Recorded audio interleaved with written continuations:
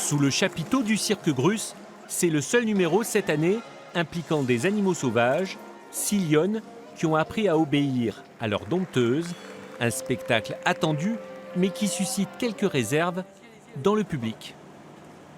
Éthiquement, on peut se dire que c'est un peu dérangeant, mais je trouve que c'était plutôt sympa de le voir aujourd'hui, quoi. Ils sont pas malheureux, hein.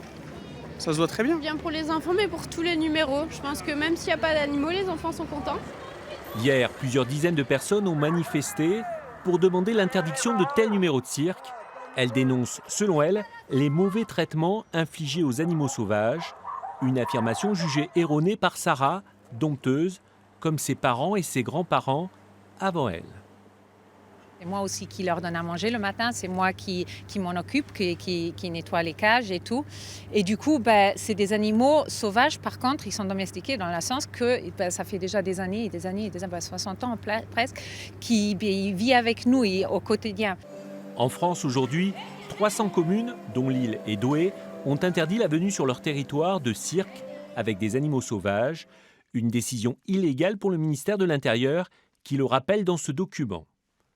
Il ne saurait y avoir dans une commune d'interdiction générale des cirques et fêtes foraines.